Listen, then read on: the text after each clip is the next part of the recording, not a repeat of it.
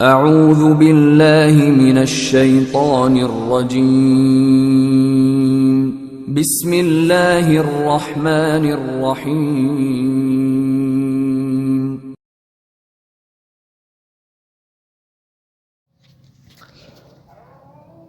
بسم اللہ الرحمن الرحیم۔ آج کی ہماری ویڈیو کا عنوان ہے والدین کی موجودگی میں جنت سے محرومی۔ حضرت ابو ہریرہ رضی اللہ تعالیٰ عنہ سے روایت ہے کہ نبی کریم صلی اللہ علیہ وآلہ وسلم نے 3 مرتبہ فرمایا، ایسا شخص ذلیل ہو۔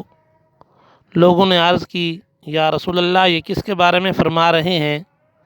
آپ نے فرمایا، یہ میں اس شخص کے بارے میں کہہ رہا ہوں جسے بڑھاپے کی حالت میں والدین کی خدمت کا موقع ملے اور وہ پھر بھی دوزخ میں چلا جائے۔